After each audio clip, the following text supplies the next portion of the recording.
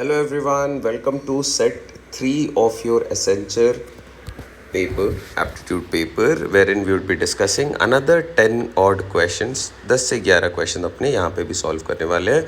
काफ़ी इंटरेस्टिंग रहने वाला है. इससे पहले 2 और सेट हमने कवर कर लिए हैं. अगर आपने वो नहीं देखा है तो प्लेलिस्ट में जाओ Accenture और आप इन्हें देख सकते हो. चलो स्टार्ट करते हैं with the first question. A two-digit number is such that the product of the digit is 8. When 18 is added to the number, the digits are reversed. मतलब पहला कंडीशन जो गिवन है दैट इज 10th डिजिट और unit digit. अगर मैं ऐसे देखूँ कोई भी नंबर 10 डिजिट और यूनिट डिजिट से बना हुआ है 2 डिजिट का नंबर, इनका अगर मैं प्रोडक्ट लेता हूँ, this value comes down to 8. क्या क्या पॉसिबिलिटीज़ बन सकती है? ऐसे क्या वैल्यूज़ है जिनका प्रोडक्ट लोगे 8 बनेगा? It could be easiest is 1 into 8 और 8 into 1. Next could be 2 into 4 और 4 इंटू 2. ठीक है, दोनों ही केसेस में मेरे पास प्रोडक्ट जो बनने वाला है वो 8 बनेगा. All right. अब क्या बोल रहा है? ये एक नंबर है, ये दूसरा नंबर है, इंटरचेंज भी कर सकते हो आप डिजिट्स को. बोला जा रहा है 18 is added to the number. Let's say we have a number plus 18 और ये इसी नंबर का रिवर्स बन जाता है. आप सोच के देखो, अगर आपने 18 लिया है, इसमें अगर आप फिर से 18 ऐड करो, क्योंकि नंबर में हमेशा आपको 18 ऐड करना होता है. 18 ऐड करोगे, can the digit be reverse? It is 36. इसके रिवर्स इज 81. बहुत ही बड़ा वैल्यू है, तो ये तो नहीं हो रहा है. Even if you put 81 plus 18 करोगे, ये एक हायर वैल्यू की तरफ जाएगा और इसका रिवर्स नहीं होगा. तो ये वाले इस पॉसिबिलिटी से जो वैल्यूज़ बन रहे हैं ये पॉसिबल ही नहीं हो सकते हैं. आप आराम से इसे देख सकते हो. सेकंड, अगर मैं 24 से स्टार्ट करूं, 24 is the number plus 18, I get 42 which is the reverse. तो ये बन गया. So when it is that then the digits are reverse, the number is 24. I hope आप इसे आराम से फॉलो कर पा रहे हो. A cycled from P to Q at 10 km per hour and returned at the rate of 9 km per hour. तो सबसे पहले let's see what are the pointers. ये मान लो एक स्टार्टिंग पॉइंट है P और यहाँ से यहाँ तक अगर मैं जाऊँ, दिस इज पॉइंट Q. दो लोग हैं A एंड B. A जब P टू Q जा रहा है, उसकी स्पीड है 10 किलोमीटर पर आवर, और जब ये Q से P वापस आ रहा है, at that time his speed is 9 kilometer per hour. Okay, what about B? B cycled both ways, P to Q, Q to P, at 12 kilometer per hour. All right. In the whole journey, B took 10 minutes less than A. Okay. Find the distance between P and Q. तो ऐसे question को आप start कर सकते हो by assuming the distance as D kilometres. All right, or let's say P to Q and Q to P is 2D kilometres. अगर मैं पूरे डिस्टेंस की बात करूं, PQ plus PQ that is 2D. Yes और नो? चलो अब अपने लोग बात करते हैं एवरेज स्पीड के कॉन्सेप्ट पे, क्योंकि A के लिए मुझे एवरेज स्पीड देखना पड़ेगा. A के केस में एवरेज स्पीड क्या बनेगी? ए के केस में एवरेज स्पीड, क्योंकि दो डिफरेंट स्पीड्स हैं बट डिस्टेंस दोनों के केस में सेम है, तो average speed is given by 2 into S1 into S2 upon S1 plus S2. यहाँ पे S1 और S2 की values 2 into 10 into 9 upon 10 plus 9 which is 19. ये बन के आ रही है इसकी average speed for a. Ultimate मेरा जो आंसर बनने वाला है वो क्या है? अगर मैं टाइम निकाल लूँ ए के लिए minus time of B, this will be equal to 10 minutes. तो टाइम टेकन बाई A कितना होना चाहिए? देखो A जो डिस्टेंस ट्रैवल कर रहा है in total, that is 2D। इसकी स्पीड क्या है इस केस में? 2 into 10 into 9 upon 19। All right, B पे आ जाओ। बी के लिए क्या गिवन है? डिस्टेंस ये भी ट्रैवल कर रहा है 2D, यस और नो? स्पीड क्या है इसकी? 12 किलोमीटर पर आवर, तो नीचे में मैं 12 लिख रहा हूं and this is equal to 10 minutes. Let's simplify this. 19 ऊपर चला जाएगा तो 19 into 2D upon this is 180, 9 into 2 into 10 minus 2D upon 12, ये बन जा रहा है 10 मिनट्स। 10 मिनट्स को मैं 10 अपॉन 60 आवर्स लिख सकता हूँ। ये सिंप्लीफाई हो जाएगा 0 0। आप समझ पा रहे हो मैं आवर्स में क्यों रख रहा हूँ? क्योंकि ये पूरा पार्ट आवर्स में है। All right, let's simplify this a bit further. What do we have? जल्दी से मल्टीप्लाई कर रहा हूँ। 19 into 12 into 2D, so 19 into 12 into 2D minus 180 into 2D upon 180 into 12 and this is equivalent to 1/6। चलो further इसे simplify करते हैं। What do we have? 19 into 12 कितने होंगे? 19 into 10 is 190 into plus 38, so it is 228। 228 into 2D minus 180 into 2D upon 180 into 12, this is 1/6। All right, ये 6 से मैं इसे सिंप्लीफाई कर देता हूँ। What else do we have? 228 और 180 के बीच का subtraction 48, so we have 1 is equal to 48। 2D is common, so we have into 2D upon 180 into 2. So this 2 and this 2 get simplified. 48, so I'll subtract with 12. This is 4 times, this is 15. So ultimately D की value बन रही है 15/4 which is 3.75 kilometers. Option C seems to be the correct fit. अब यहाँ पे आपको करना क्या है, ध्यान दो। ऐसे क्वेश्चन में आपको फिगर आउट कर लेना कि अल्टीमेट आपका आंसर क्या बनने वाला है। ये मैं जानबूझ के स्टेप बाय स्टेप सॉल्व कर रहा हूँ so that you don't miss out on any point. आप यहाँ तक अगर सॉल्व कर ले तो आपका आंसर यहाँ पे आ चुका है कहीं ना कहीं, तो आपको बस इस कैलकुलेशन को जल्दी करना है।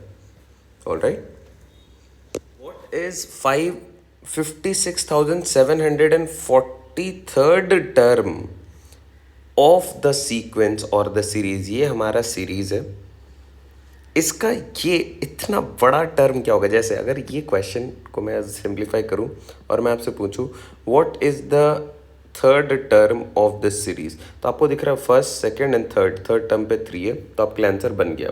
अगर मैं आपसे पूछूं what is the 10th term, तो आप देखोगे 1 2 9 यहाँ पे आ गए, 10th टर्म इज 1, तो आप इसे आंसर कर पा रहे हो। इसी तरीके से मुझे बताना 56,743rd टर्म क्या होने वाला है। ओके, अब इस सीरीज़ को ज़रा समझते हैं। मैं यहाँ पे फर्स्ट से स्टार्ट कर रहा हूँ और मैं सारे नंबर्स को लिख रहा हूँ। 1 2 3 4 5 6 7 8 9, इसके बाद देखो 10 आएगा, फिर 11 आएगा, 12 आएगा, 13 आएगा, 14 आएगा। इस तरीके से मैं आगे बढ़ते चले जा रहा हूँ। मुझे बताना है इस टर्म की वैल्यू क्या होने वाली है। 56,000 बहुत ही बड़ा नंबर है, तो मैं क्या करूँगा, मैं उसके नियरेस्ट एलिमेंट्स तक जाने की पहले कोशिश करूँगा। क्या किया जा सकता है? Let's look out all the single digit numbers. Single digit numbers मेरे पास 9 है बिकॉज मैं 1 से स्टार्ट कर रहा हूँ। अगर 0 से स्टार्ट होता तो 10 हो जाते। तो ये 9 रिप्रेजेंट्स सिंगल डिजिट वाले, और यहाँ तक अगर मैं कंसिडर करूँ तो मैं 9 टर्म्स को कंसिडर कर चुका हूँ, हाँ या ना? सोच के देखो। नेक्स्ट 2 डिजिट वाले अब स्टार्ट हो रहे हैं, तो 2 डिजिट वाले स्टार्ट होंगे 10 से and it will go up to 99। तो टोटल कितने हुए? टोटल 90 हुए नंबर्स, और each 2 digit number gives me 2 terms.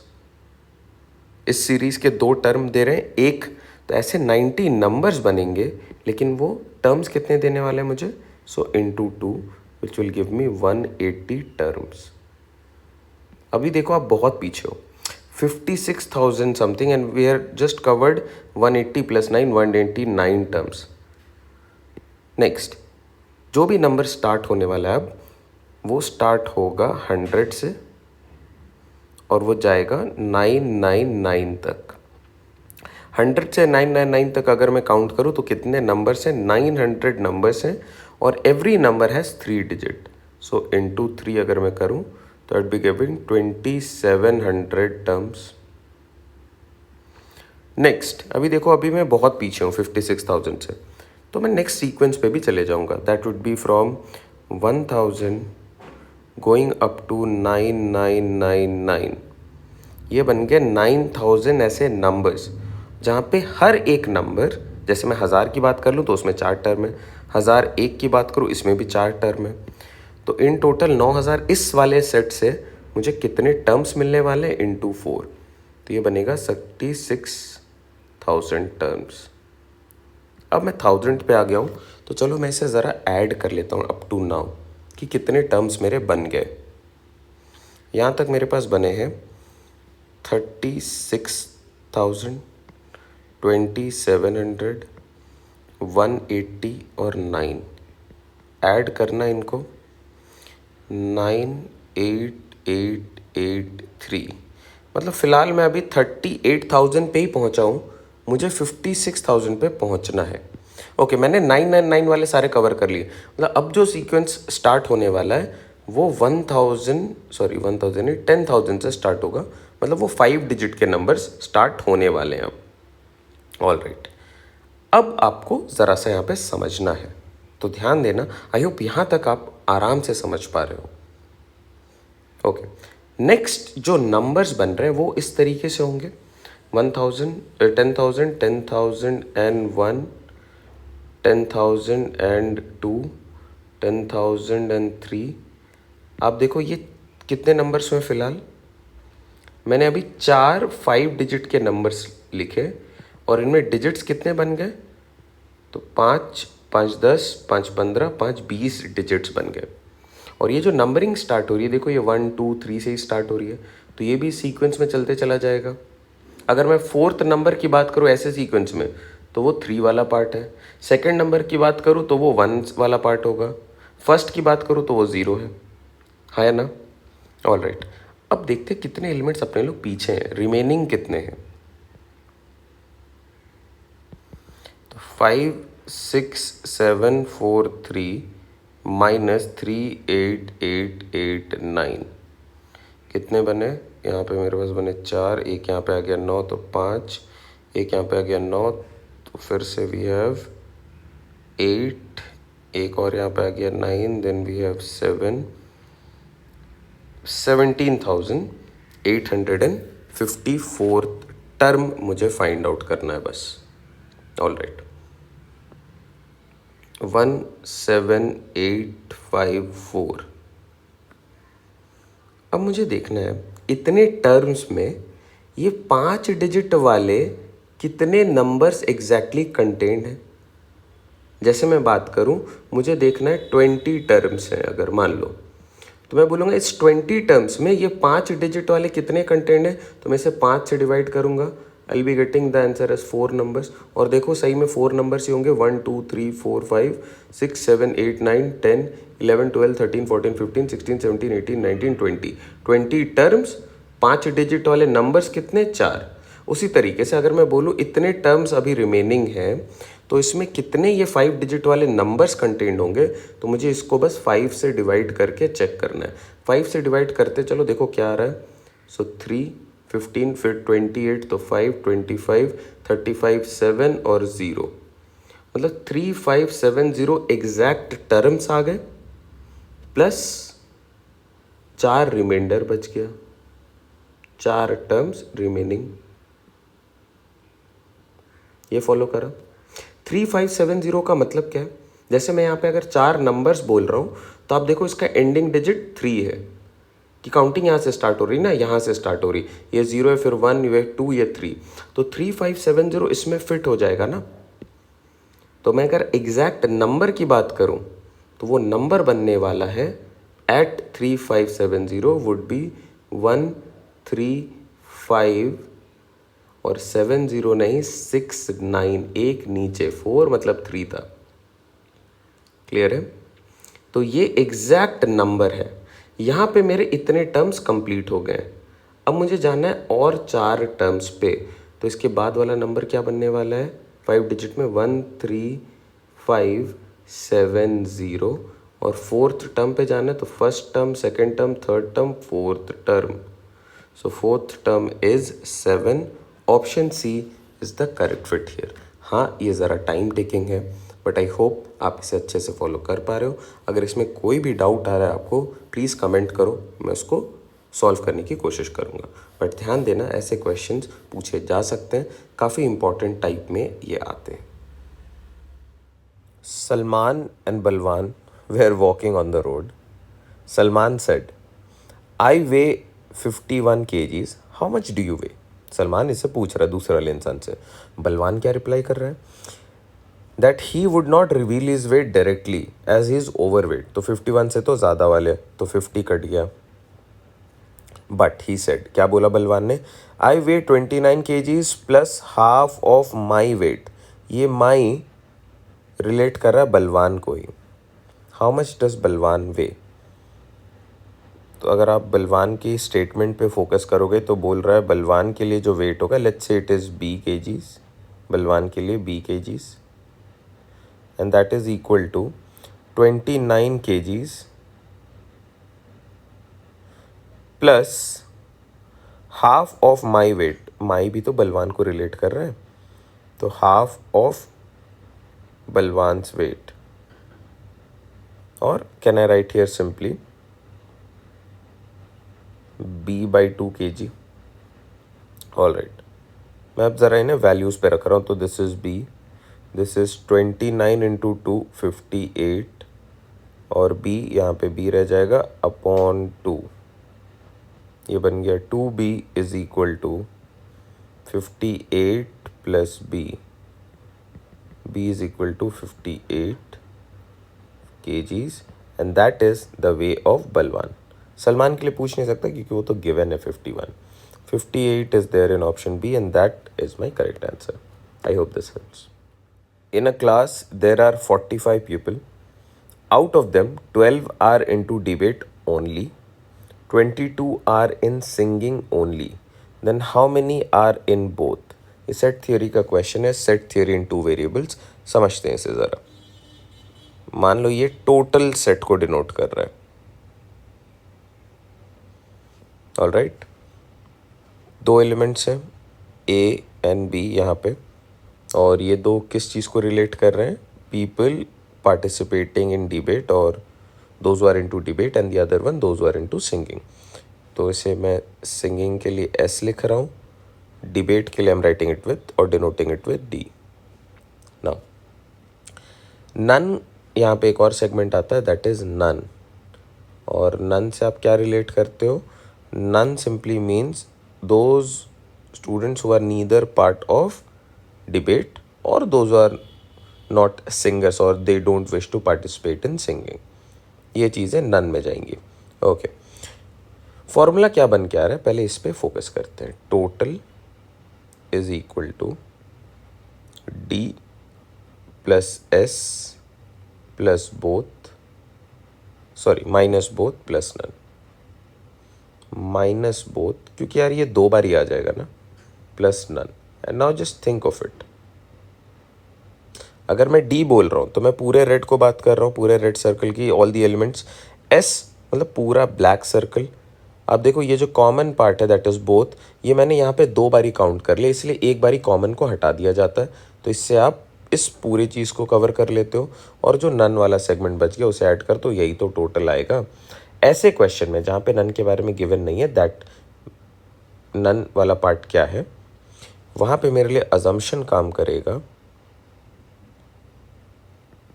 That none value is 0, that means ऐसा कोई भी नहीं होगा जो ईदर डिबेटिंग या सिंगिंग में पार्ट ना लेता हो। अब यहाँ पे कीवर्ड्स देखना ज़रा आराम से। Debate only, 22 in singing only. Only का मतलब है I am referring to this segment, debate only. So here I will write 22। Singing only, अरे यार उल्टा लिख दिया, ध्यान दो एक सेकेंड। दिस इज 12, 12 है गिवन है ना यार, 22 गिवन है सिंगिंग में, यहाँ पे रख दो 22। किस चीज़ को रिलेट कर रहा है ये? इस पार्ट को रिलेट कर रहा है। ओके, और टोटल की वैल्यू कितनी गिवन है? It is 45। I will use the formula as, अगर इसकी नन की वैल्यू 0 मैंने ले ली यहाँ पे, अब ये फॉर्मूला अगर सिंपल फॉर्म में देखा जाए तो क्या बनेगा? Total is equal to only debate plus only singing plus both plus none. ये डी और इस डी में फ़र्क है, ये ओनली पार्ट को रिप्रेजेंट कर रहा है, ये और ये एस में फ़र्क है, ये ओनली पार्ट को रिप्रेजेंट कर रहा है। यहाँ पे मेरे पास ओनली के वैल्यूज़ गिवन है। चलो पुट करो, we have 45 is equal to 12 plus 22 plus both plus 0। So we have both is equal to 45 minus 34 which is 11। तो यहाँ पे 11 आ जाएंगे। अब टोटल डिबेट्स वाले कितने हो गए? तो 12 प्लस 11। टोटल सिंगिंग वाले कितने हो गए? 22 प्लस 11। लेकिन आपसे पूछ कुछ और रहा है, दैट इज़ बोथ, वो आ गया है। Option A is my correct fit. I hope this helps. 1 year payment to the servant is ₹200 plus 1 shirt. तो एवरी ईयर उस इंसान को कितने मिल रहे हैं? 200 रुपये प्लस 1 शर्ट। ठीक है। The servant leaves after 9 months, मतलब पूरे साल, 1 year के लिए वो काम नहीं कर रहा है। He is not working for the 12 months, he is only working for 9 months। और उसे मिले हैं ₹120 प्लस एक शर्ट जो उसे शुरू में बोला गया था। Then find the price of the shirt. यहाँ पे ये समझना है आपको, ये जो डेटा है 200 प्लस 1 शर्ट, ये 12 months के बाद इसे प्रॉमिस की गई थी, लेकिन ये 9 months ही काम करके छोड़ रहा है, तो 3 महीने इसने काम नहीं करा है। बट इसे वो शर्ट तो मिल ही रहा है, प्लस 120 रुपीज़ एक्स्ट्रा मिल रहा है, जो 200 का पार्ट है। पूछा जा रहा है आपसे, उस शर्ट की प्राइस बता दो कितनी होगी। ऐसे क्वेश्चन काफ़ी सारे प्लेसमेंट पेपर्स में पूछे जाते हैं। चलो इनको सॉल्व करने का बहुत ही सिंपल सोल्यूशन है, ध्यान देना। अगर मैं ऐसे बात करूँ तो एक्चुअल पेमेंट इसकी क्या हुई है? So can I write it as 9/12 of 200 plus 9/12 of the price of shirt. This is equal to, क्या इसको मिला एक्चुअल में? 120 rupees and the shirt. So 120 rupees plus the shirt. 9/12 दो जगह पे कॉमन है, अलग कर लो। 9/12 of 200 plus shirt, this is equal to 120 plus shirt. Let's simplify this. So 3 times 4 times, ये 4 अगर मैं इस तरफ कर दूं तो this should be 600 plus 3 into shirt, and this is 12 into 4, 480 plus 4 into shirt. ना अब देखो, यहाँ पे 3 इंटू शर्ट है, यहाँ पे 4 इंटू शर्ट है। इन दोनों का डिफरेंस 1 शर्ट और इन दोनों का difference 120। That mean the price of shirt upon simplification simply comes down to 120, which is the difference of 600 and 480. 120, option C, is the correct value for the actual price of the shirt. I hope this helps. Take care. Bye bye. A man traveled from the village to the post office at the rate of 25 kilometers per hour. मान लो यहाँ पे है village इस point पे, और यहाँ पे कहीं पे इस पॉइंट पे है post office. Alright, this is the distance between them. आपसे क्या पूछा? Find the distance between them. Alright, क्या गिवन डेटा है? जब इंसान विलेज से पोस्ट ऑफिस की तरफ बढ़ता है देन उसकी स्पीड जो है S1 ये है 25 kilometres per hour and walked back at the rate of 4 kilometres per hour. जब वो वापस आ रहा है पोस्ट ऑफिस से विलेज की तरफ, इसने कवर करा है 4 kilometres per hour. Total time journey को करने में से कितना लगा? That is T1। यहाँ पे एक टाइम लगा होगा ना पहले जर्नी को करने में, दूसरे जर्नी को भी करने में एक टाइम लगा होगा। अगर मैं टोटल टाइम की बात करूँ TT, this is equal to T1 plus T2 which is 5 hours 48 minutes। Okay, क्या मैं स्पीड्स को ऐसे ऐड नहीं कर सकता हूँ कि पहले वाले में स्पीड इतना, दूसरे वाले में स्पीड इतना? तो बिल्कुल नहीं इसका आंसर, क्योंकि इस केसेस में आप हमेशा एवरेज स्पीड पे काम करोगे। एवरेज स्पीड का ही मतलब होता है कि अगर आपने किसी जर्नी को 2 पार्ट, 3 पार्ट, 4 पार्ट में करा है तो पूरे जर्नी की आपकी स्पीड कितनी है वो अगर मुझे बताना है तो मैं एवरेज स्पीड कैलकुलेट करूँगा। And how do you calculate average speed? It is simple, distance upon time. Total distance यहाँ पे मान लो दिस इज D किलोमीटर्स, तो D प्लस D, क्योंकि वापस भी आ रहा है। टाइम क्या हो जाएगा? T1 प्लस T2, ये इसकी वैल्यू गिवन है, आपको निकालनी है एवरेज स्पीड की वैल्यू। अब ध्यान देना, एवरेज स्पीड का एक शॉर्टकट बोल सकते हो या एक टाइप बोल सकते हो, एक स्पेशल केस बोल सकते हो। ये तब होता है जब दोनों डिस्टेंस सेम होते हैं। यहाँ पे दोनों डिस्टेंस सेम है तो मैं लिख सकता हूँ average speed is simply with the help of a formula 2 into S1 into S2 upon S1 plus S2।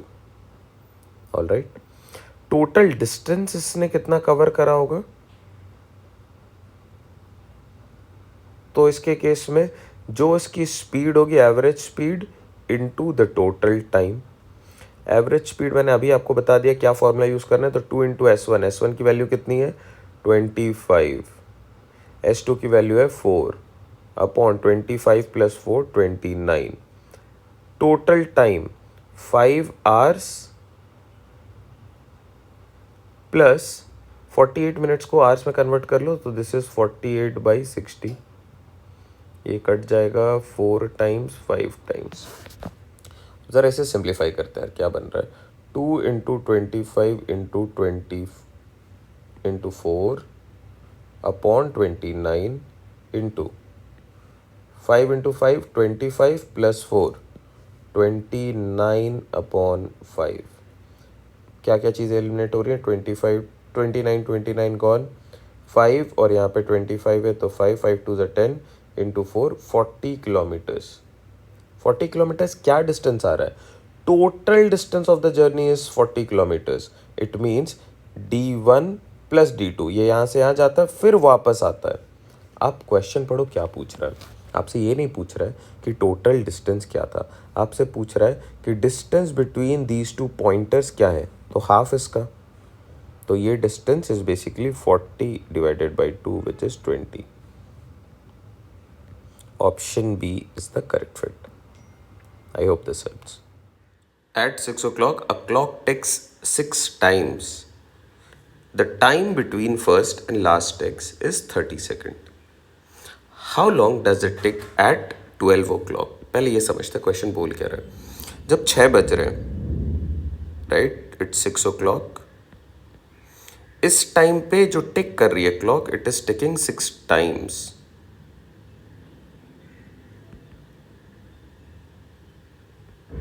All right, and the total time between the first and the last tick is 30 seconds. अब इसे ज़रा समझते हैं कि जब मैं ticks की बात कर रहा हूँ तो फर्स्ट टिक और लास्ट टिक के बीच में कितने का गैप है? 30 सेकेंड्स का। तो कोई भी दो कॉन्जिक्यूटिव टिक के बीच में कितने का गैप होगा वो आपको समझना होगा। कितने टिक्स बने देखो, 6 टाइम्स बोला है तो 1 2 3 4 5 6 मैंने बना लिए। अब अगर मैं गैप देखूं तो गैप कितने यार, 1 2 3 4 5 ही तो गैप आ रहे हैं। 5 गैप का मतलब है 30 seconds is the total time. ये जो यहाँ से यहाँ जा रहा है first and the last, it is 30 seconds. तो ईच गैप में कितने होने चाहिए? 6 सेकेंड्स होने चाहिए। क्या ये आप फॉलो कर पा रहे हो? Just see, I am saying अगर ये 6 सेकेंड का है टिक का टाइम, ये भी 6 सेकेंड का, ये भी 6 सेकेंड का, ये भी 6 सेकेंड का, ये भी 6 सेकेंड का, तो इन टोटल ये 30 सेकेंड्स बनेंगे। तो गैप इज एक्चुअली 5 गैप्स, 1 2 3 4 5। तो अगर टिक 6 टाइम्स है तो गैप्स 5 होते हैं। ये आपको ध्यान में रखना है। Gap is always calculated as total upon n-1। ये जो n है ये 6 टाइम्स है, तो n-1 करना होगा। देखो यहाँ पे मुझे क्या दिख रहा है, 30 सेकेंड्स अपॉन अगर मैं 6 कर दूँ तो ये 5 आ जाएगा। मतलब किसी भी 2 कॉन्जिक्यूटिव टिक के बीच का गैप 5। ये गलत अजम्पशन है। असल में क्या होना चाहिए, n-1 which is 30 upon 6 minus 1 which is 30 upon 5 which is 6 seconds. So 30 seconds upon 6 ticks minus 1 which is 30 seconds upon 5 which is 6 seconds is the gap, or let's say the time between one gap. How long does it take at 12? तो 12 के लिए क्या हो जाएगा, 12 o'clock के लिए it would again tick 12 times। 6 o'clock पे 6 तो 12 पे 12 times। नाउ कितने बार ये होगा, तो gap would be simply n-1 times which is 11 times. 11 gaps होंगे और ईच गैप में 6 सेकेंड्स के लिए हो रहा है, तो इंटू 6 करोगे आप, 66 seconds would be the total time. That is my answer. आप अगर इसे ज़रा ऐसे समझना चाहते हो इस तरीके से भी बना लो कि ये अगर फर्स्ट है, second, third, fourth, fifth, sixth, seventh, eighth, ninth, tenth, 11th and 12th। आप देखो कितनी बारी आ रहा है ये, 1 2 3 4 5 6 7 8 9 10 11। गैप्स 11 होंगे।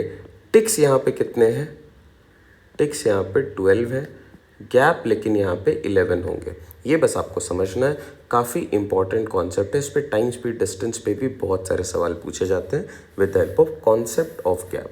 ये चीज़ क्लियर अगर रहेगी तो ऐसे क्वेश्चन में आपसे कोई दिक्कत नहीं होने वाली है। I hope this helps. Take care. How many 4-lettered words with or without meaning can be formed out of the letters of the word logarithm if repetition of letters is not allowed?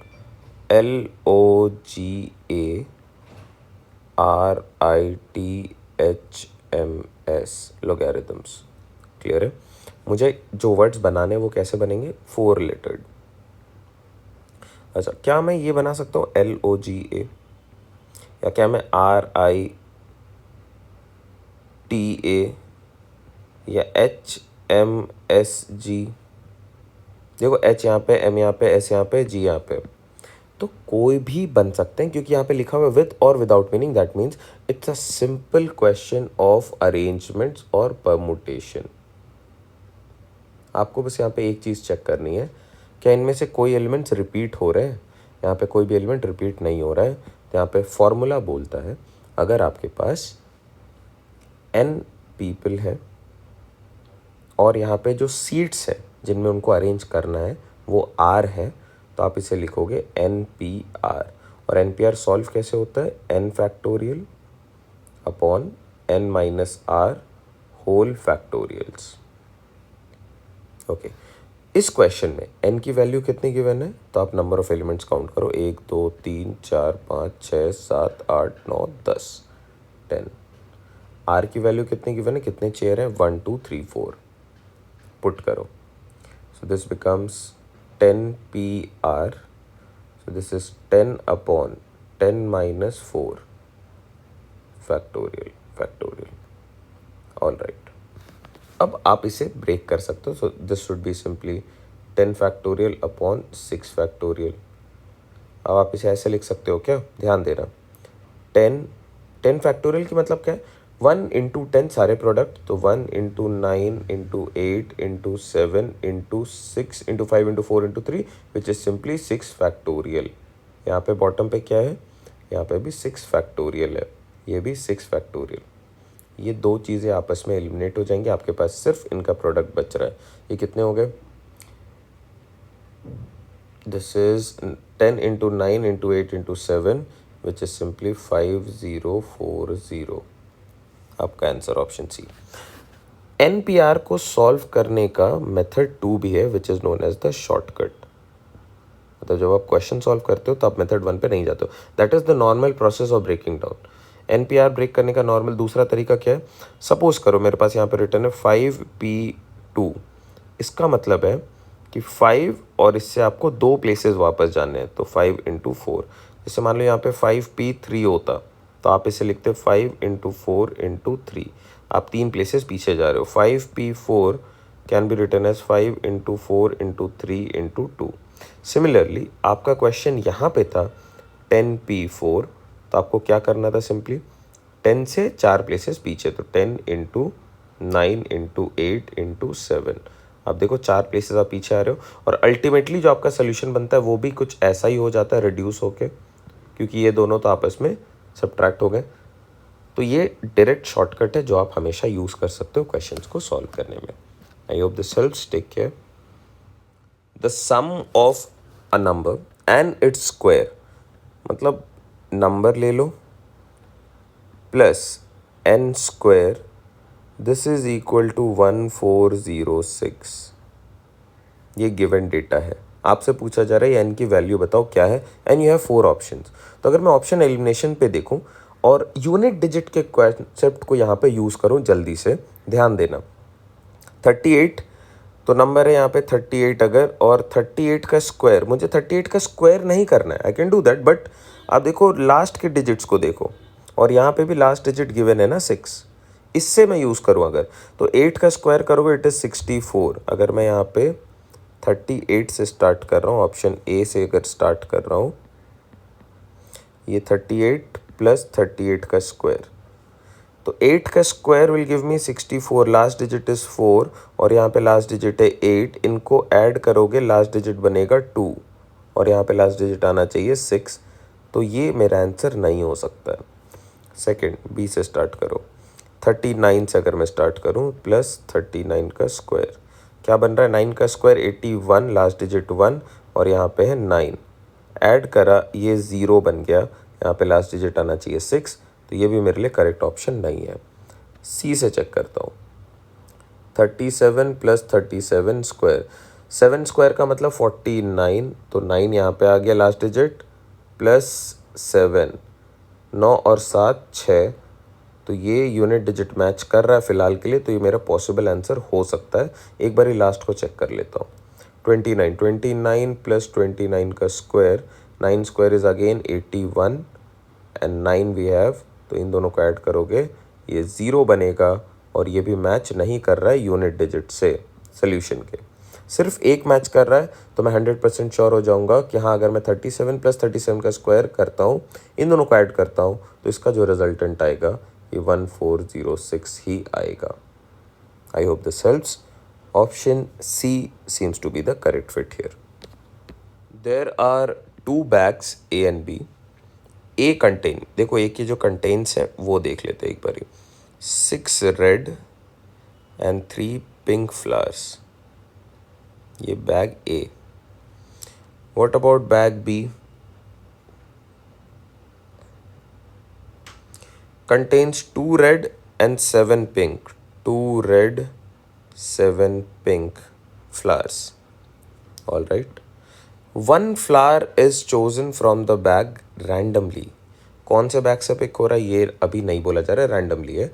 आपसे पूछा जाए what is the probability that the flower chosen is pink. मान लो अगर आप पहले वाले से pick करते हो तो पिंक के लिए क्या पॉसिबिलिटी आएगी, 3 रिक्वायर्ड प्रोबेबिलिटी क्या होता है, probability is simply number of favourable outcomes upon number of total outcomes. यहाँ पे फेवरेबल क्या है, पिंक मुझे पिक करना है ना, सो 3 आउट ऑफ टोटल कितने 6 + 3 विच इज़ 9। सेकेंड वाले के लिए क्या बनेगा 7 पिंक आउट ऑफ 7 + 2 9। इन दोनों में से कोई भी आ जाए, मैं दोनों में से किसी भी बैग को पिक करूँ, मेरा आंसर तो आ जा रहा है। तो इन दोनों में से कोई भी पॉसिबिलिटी बन सकता है। तो ये केस 1 बना, दूसरा केस 2 बना, and cases are always added up. तो मेरे लिए फाइनल सोल्यूशन कुछ ऐसा बनेगा 3/9 + 7/9 is 10/9। I hope this helps. 10/9। लेकिन इसमें एक और चीज़ अभी ऐड करनी ज़रूरी है, that is unnecessary condition of which bag I am picking. तो बैग के लिए मेरे पास कितने ऑप्शन है बैग सिलेक्शन के लिए? दोनों में से कोई एक ही बैग मैं एट ए टाइम पिक करूंगा और मेरे पास टोटल 2 बैग्स हैं। तो फाइनल सोल्यूशन बनेगा 5/9। ये बन जाएगा required probability. Do we have is this as one of the options? Let's see. We have 5/9 as option D, and that seems to be the correct fit here. I hope this helps.